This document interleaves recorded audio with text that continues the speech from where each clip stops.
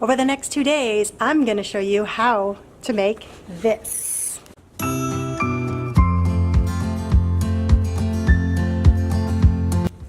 It's coming up next.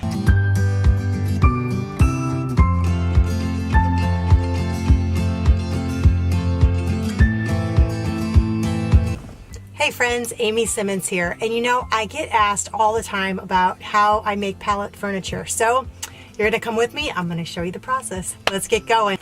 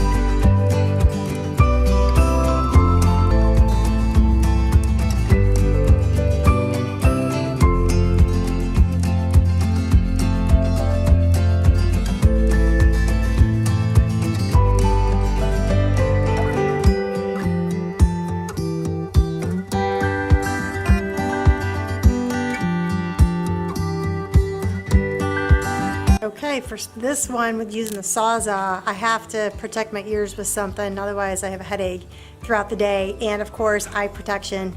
And what I really like about this eye protection in particular, because it has foam. Let's see if you can focus on that. Yeah, you can probably see that right there.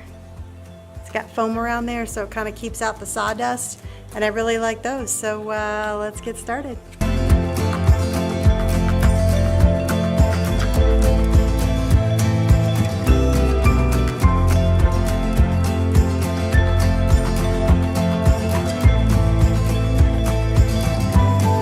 Alright, so for this particular one, I may be able to just pull them out without cutting it. So, different technique. Let's see how it goes.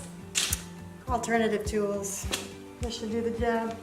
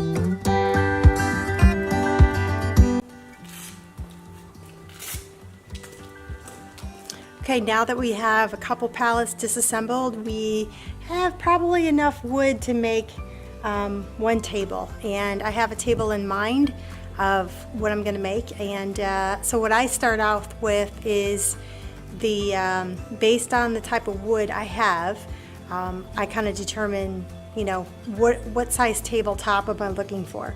And then after I measure kind of like get the measurements of the tabletop, I build that first, and then I decide, well, how tall do I want it? And then I cut the legs. So let's get started doing that. Yay! So in this, I'm going to kind of lay out the top of the tabletop and kind of see what I come up with. I'm liking this length for a table, maybe a little bit longer. I'm not really sure. So I'm going to lay out some of this wood and see what I like.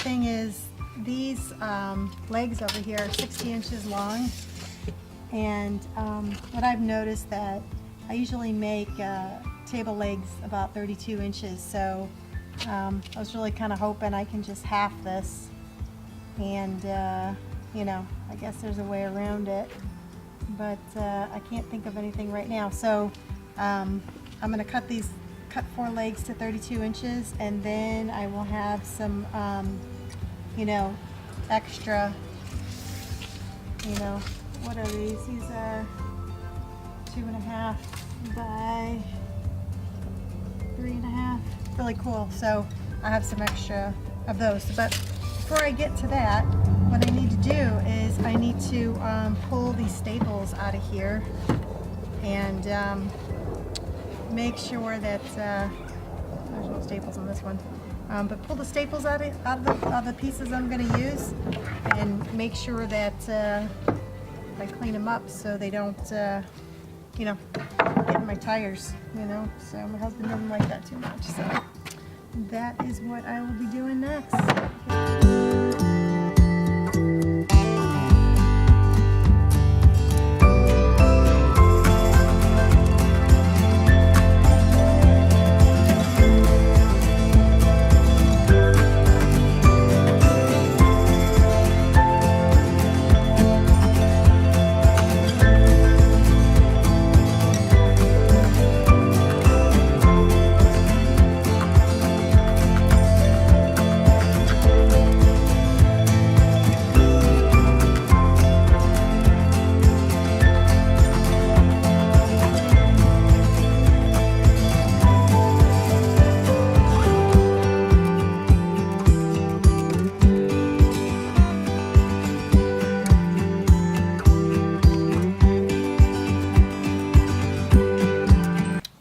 I digress again.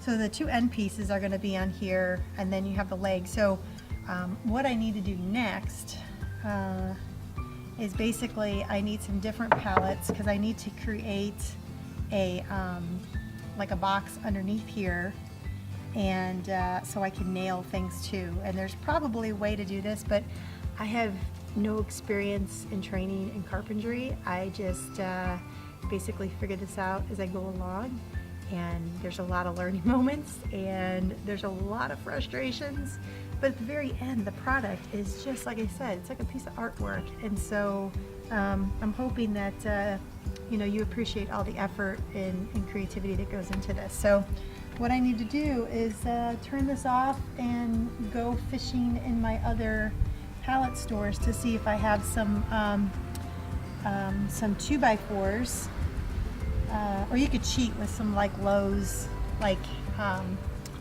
2x3s, you know, you could do that. That's, you know, it is what it is. Your output will still be the same, you know, just pay a little money for that. But you know, you have to weigh the cost of, you know, finding the stuff, tearing it apart, and making it. I like it because the end product is not perfect, just like me. I'm so far from being perfect, and I am perfectly imperfect, right?